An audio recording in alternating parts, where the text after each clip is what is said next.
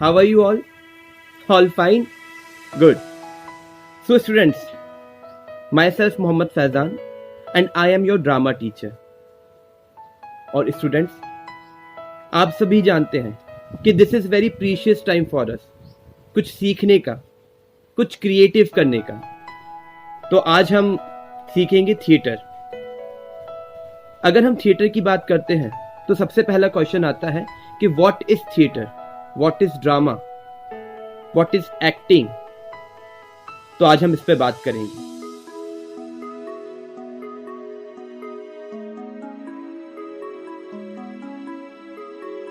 Generally, theater art is considered acting only, but that is not true.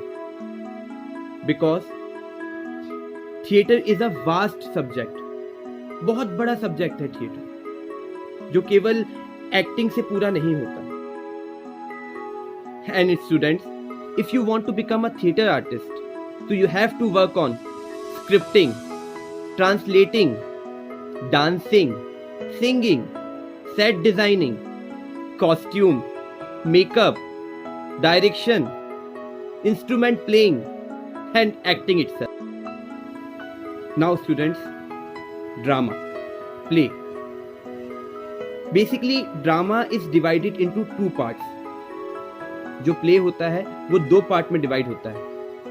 Number 1 on stage, जिसे हिंदी में मंच पर कहते हैं, एंड नंबर 2 बैक स्टेज, जिसको हिंदी में मंच परे कहा जाता है। तो मैंने अभी बताया आपको कि दो पार्ट्स में डिवाइड है, मंच पर और मंच परे। अब मंच पर क्या? मंच पर की अगर हम बात करते हैं तो मंच पर वो होता है जहां परफॉर्मेंस होती है, लाइव परफॉर्मेंस। बिकॉज थिएटर जो है वो लाइव परफॉर्मेंस कहा जाता है, जो लाइव परफॉर्म होता है और उसको लाइव ऑडियंस बैठ के देखती है। जितनी भी सामने ऑडियंस बैठी होती है वो लाइव देख रही होती है। इसमें अलग अलग कैरेक्टर्स होते हैं, अलग अलग पर्सन अलग अलग कैरेक्टर प्ले करता है और लाइव प्ले करता है, इसलिए इसे ऑन स्टेज लाइव प्ले कहा जाता है।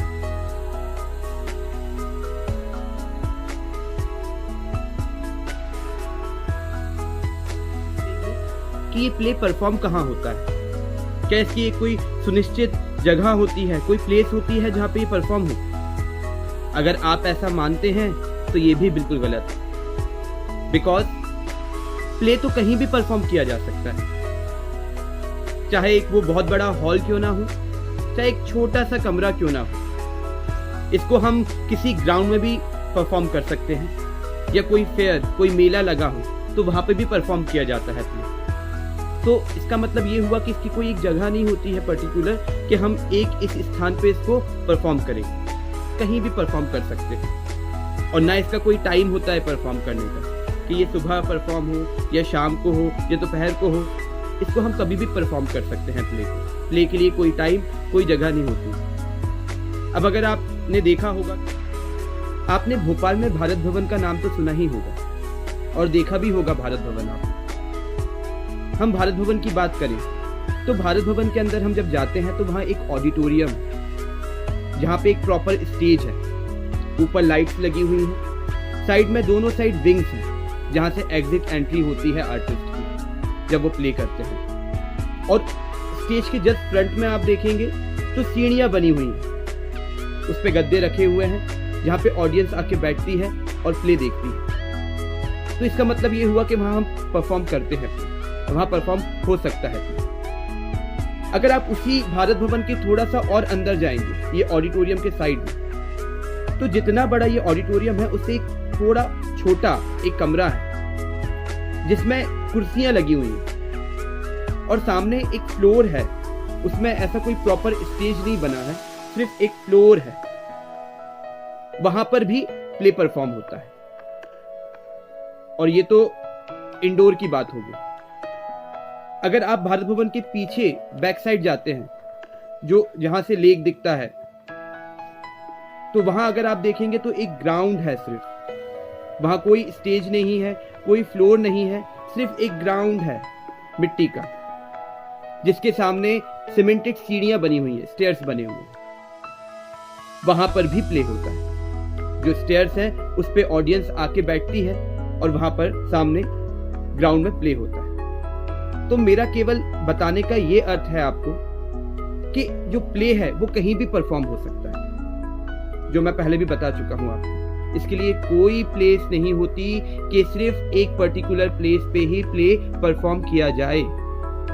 हमारा ड्रामा, हमारा प्ले कहीं भी परफॉर्म हो सकता है।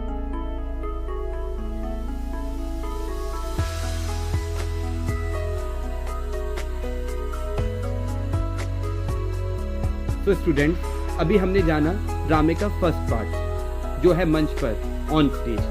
अब हम बात करेंगे ड्रामे के सेकंड पार्ट की, जिसे हम बैक स्टेज कहते हैं या हिंदी में मंच परे कहते हैं। तो सबसे पहले हम बात करते हैं scripting. What is the meaning of scripting? जब भी हम कोई प्ले परफॉर्म करते हैं तो उसकी एक प्रॉपर स्क्रिप्ट होती है।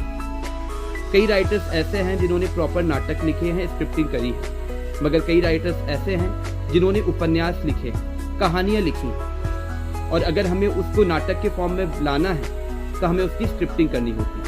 प्रॉपर उसके डायलॉग्स लिखने पड़ते हैं, प्रॉपर उनके सीन लिखने पड़ते हैं। इसी चीज को स्क्रिप्टिंग कहते हैं। Set designing. सेट डिजाइनिंग का सिंपल सा मीनिंग है, अगर हम कोई प्ले ऐसा कर रहे हैं जो हिस्टोरिकल है, जिसमें हमें दरबार दिखाना है, प्रॉपर राजा का दरबार लगा हो, दरबार दिखाना है, तो हमें दरबार के अकॉर्डिंग सेट डिजाइन करना पड़ता है। लगे कि दरबार लगा हुआ है, सेट लगना चाहिए कि दरबार का सेट। और कोई प्ले ऐसा होता है जिसमें हमें विलेज, गांव दिखाना है, तो हमें गांव क्रिएट करना पड़ता है, विलेज क्रिएट करना पड़ता है। उसी को कहते हैं सेट डिजाइन। अब बात आती है लाइटनिंग की कि what is the meaning of lightning. जब हम प्ले परफॉर्म करते हैं तो उसमें कई बार ऐसा होता है कि हमें शाम का सीन दिखाना है या सुबह का सीन दिखाना। अलग अलग सीन होते हैं प्ले में, और उन्हीं सीन को क्रिएट करने के लिए हमें लाइट की जरूरत पड़ती है। अब हम बात करते हैं डांस की। तो कई प्ले ऐसे होते हैं जिसमें हमें डांस परफॉर्म करना पड़ता है। कोई भी कैरेक्टर ऐसा होता है जो डांस परफॉर्म करता है, या डांसर का कोई कैरेक्टर है, तो हमें डांस भी आना चाहिए। अब हम बात करते हैं सिंगिंग की। Singing and instrument playing. कई म्यूजिकल प्लेज होते हैं जिसके लिए हमें लाइव म्यूजिक की आवश्यकता पड़ती है, जिसके लिए हमें एक म्यूजिक पिट तैयार करनी पड़ती है। उसके लिए हमें गायक और वाद्य यंत्र बजाने वालों की आवश्यकता होती है। कॉस्ट्यूम, जिसे हिंदी में वेशभूषा कहा जाता है।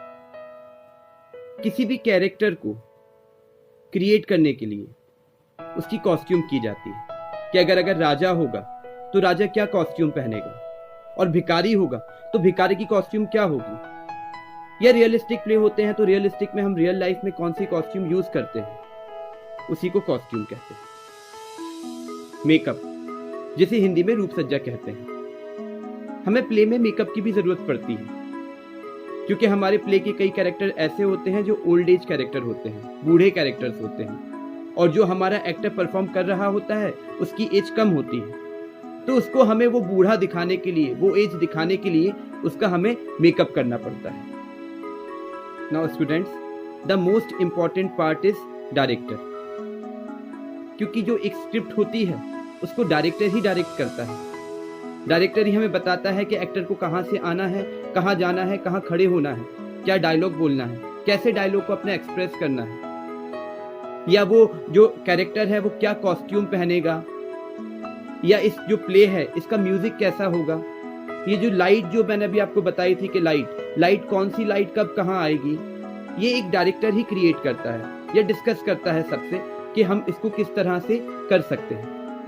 तो डायरेक्टर का एक बहुत ही इंपॉर्टेंट रोल होता है। इंटरेस्टिंग बात यह है कि थिएटर में हर चीज का स्कोप है, हर आर्ट का स्कोप है, हर क्रिएटिविटी का स्कोप है। दैट्स व्हाई वी से कि theatre is itself a complete life.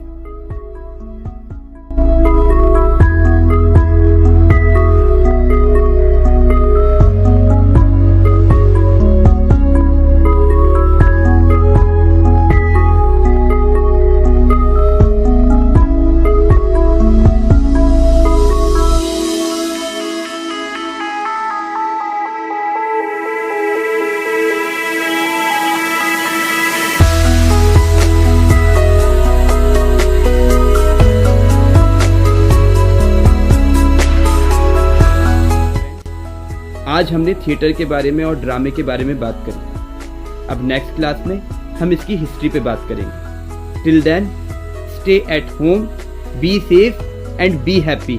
Good bye. Bye.